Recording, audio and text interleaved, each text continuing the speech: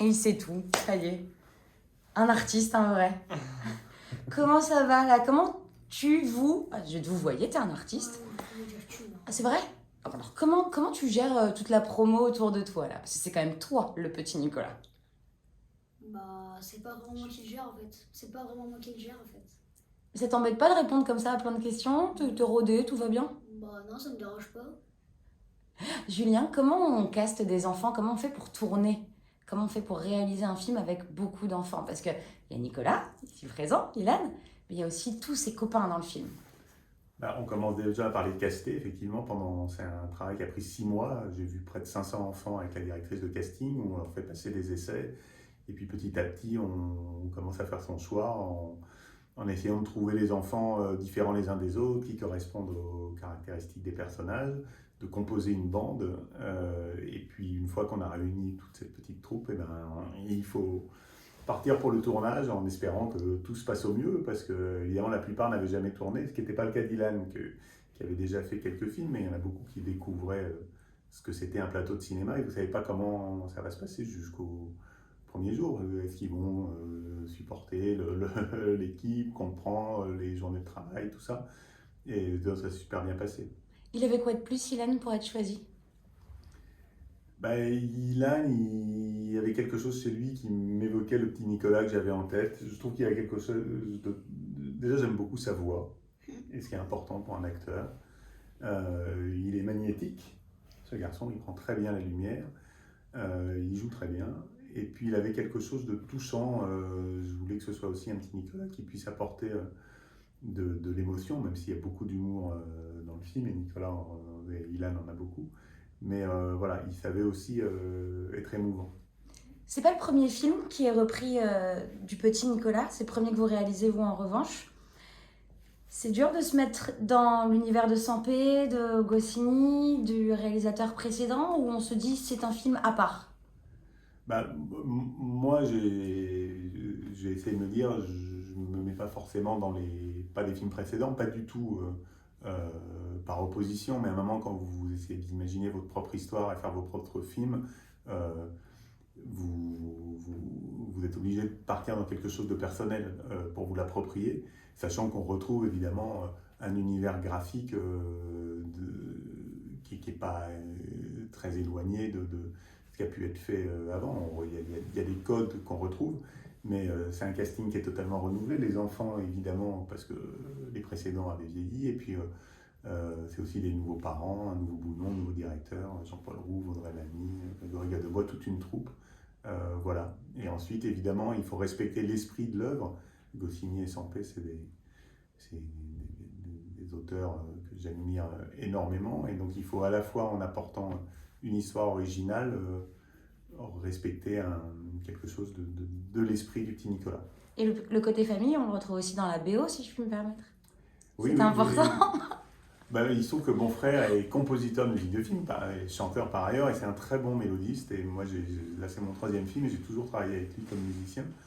Pas forcément parce que c'est mon frère, évidemment ça l'est, mais aussi parce que c'est un très bon musicien et qui connaît très bien le cinéma, donc il y a un vrai dialogue qui se fait. Et il a fait une BO que j'aime beaucoup dans le film, très variée, avec des thèmes excellents. Donc voilà. Ilan, on fait comme si Julien n'était pas là. C'est Ok. comment de travailler avec lui? Super. Mais vraiment. Mais Qu'est-ce que vraiment, t'as c'est super. Qu'est-ce que t'as appris de différent sur ce film? Parce que t'es tout jeune et c'est pas ton premier film. Est-ce que ça t'a apporté quelque chose? Ben, forcément, à chaque fois que je fais un film, ça m'améliore. Mais sinon, en fait, je sais pas comment répondre à cette question parce que j'ai pas idée, en fait. Le petit Nicolas, la BD, est né Il y a longtemps. il y a bien longtemps. Comment t'as fait pour t'inspirer? T'es parti relire les livres? T'as regardé les autres films? Comment t'as travaillé ton rôle? Avant, je les avais lus et du coup, je les avais relus pendant le tournage. Et après, j'avais regardé les films, mais ça, c'est quand ça passait à la télé. Mais sinon, ouais, j'ai relu les bouquins. Comment on fait quand son papa c'est Jean-Paul Rouve et que sa maman c'est Audrey Lamy? Bah, on est content. Non, en vrai, c'est bien. C'est. Comment tu travailles ton rôle?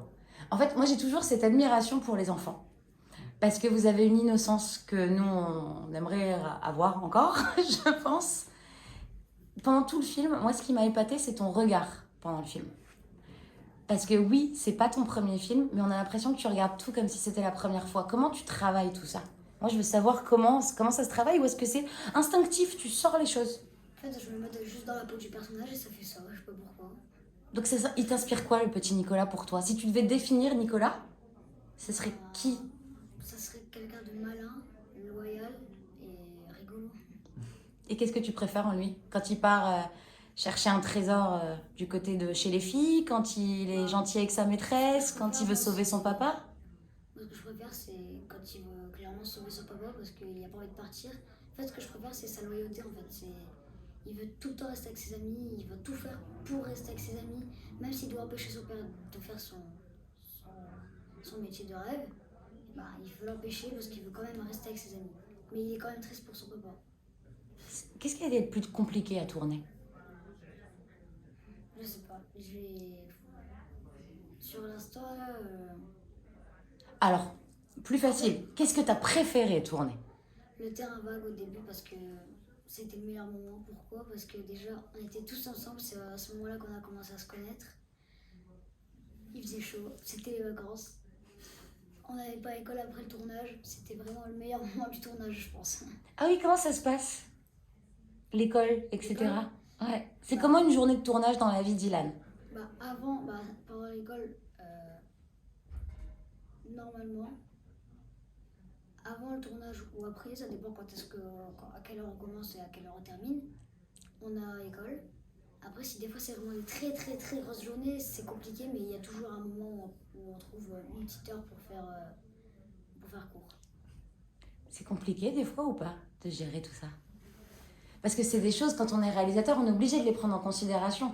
C'est différent de Évidemment, tourner de avec toute des façon, adultes. oui, quand vous tournez avec des enfants, vous avez des obligations horaires à respecter. Vous ne pouvez pas les faire tourner toute la journée, notamment parce qu'ils ont cours. Donc, c'est des choses à prendre en considération dans une journée de tournage. J'ai un peu touché du doigt ce que c'était d'être instituteur ou enseignant. Parce que quand vous vous retrouvez avec une classe de 25 enfants, euh, c'est les enfants, hein, donc forcément bah, ça fait du bruit, ça chahute, ça rigole. À bout d'un moment, ça ne se concentre plus. Et là, il faut faut garder ses nerfs parce qu'en même temps, il faut tourner. Mais c'est extrêmement joyeux, ça fait des souvenirs incroyables. Et c'est vrai qu'à la fin du tournage, on était en plus dans la salle de classe. Et le dernier jour, quand toute la bande des Invincibles a compris que c'était la fin, ils sont tous mis à pleurer, et toute l'équipe on s'est mis à pleurer, donc on était tous en larmes dans la classe, parce que ça avait été extrêmement joyeux, et voir cette bande naître sous nos yeux pendant toutes ces semaines de tournage, on était tous chopés par l'émotion, et ça reste un des grands souvenirs. C'est comme dans le film, comme dans le film Milan, ce dernier jour de tournage que raconte Julien, c'est le moment où on se sépare de ses copains en fait. Ouais, En fait, on a passé 3 mois où tous les jours on se voyait, et puis un jour ça s'est arrêté d'un coup. Puis là on s'est rendu compte que c'était fini en fait. Et qu'est-ce que t'as ressenti? On était tous tristes, mais en même temps on était contents parce que on s'est dit ça y est, le film il est fini, et puis il n'y a plus qu'à faire le montage et puis ça va sortir. Et quand t'as vu le film, t'as pensé quoi? J'étais super content parce que je trouve qu'on a fait un super boulot.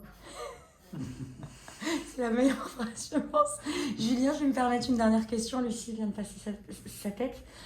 Les stars du film sont clairement les enfants, mais mine de rien, vous dirigez pas mal de stars. Jean-Paul Rouve, Audrey Lamy, Grégory Godebois, Jean-Pierre Daroussin. Comment on sépare son travail de réalisateur? Parce que forcément, vous ne travaillez pas de la même manière avec les enfants qu'avec les adultes. Comment vous les dirigez? Ou est-ce que tout le monde, in fine, est un enfant, en fait, sur ce tournage? Déjà, tout le monde est un peu un enfant, et chaque rôle est un personnage, donc vous adaptez votre façon de parler, parce que vous ne parlez pas forcément de la même façon à un acteur qui a 8 ans qu'à un acteur qui a beaucoup très confirmé, mais finalement vous devez expliquer la même chose de ce que vous recherchez, de où est-ce qu'on en est dans le récit, être attentif à la façon de jouer, donc c'est pas si différent que ça. De toute façon, quand vous êtes réalisateur, j'ai l'impression que vous vous adaptez à chaque acteur et à ce qu'il dégage et à sa psychologie. Voilà, c'est pareil avec les enfants. Vous essayez de comprendre qui ils sont et de les emmener là où vous voulez aller. Ma dernière question, ce sera la même pour vous deux, mais chacun votre réponse. Attention, on ne vole pas les arguments de l'autre. Qu'est-ce qu'on peut dire aux téléspectateurs d'LCI pour aller voir le trésor du petit Nicolas? Et ben, ce qu'on peut dire, c'est que c'est un spectacle qu'on peut totalement voir en famille. Je pense que ça parle aux enfants, aux parents, aux grands-parents. Et il n'y a pas beaucoup de films où on va pouvoir partager un moment tous ensemble avec des lectures qui sont différentes selon notre âge. Moi, c'est ce que j'ai cherché à faire et j'espère que voilà, on rit, on est ému et j'espère que ça passe quand on voit le film. C'est passé. Bah écoutez, désolé de voler les arguments, mais c'est vrai, on passe partout, par toutes les émotions. C'est drôle, et puis c'est à voir en famille en fait. Genre en vrai, c'est pas que je vole les arguments, mais c'est vraiment ce qui m'est venu à l'esprit. Oh, j'aurais dû commencer par toi. Mais non. Merci beaucoup en tout cas. Merci, Merci. au revoir.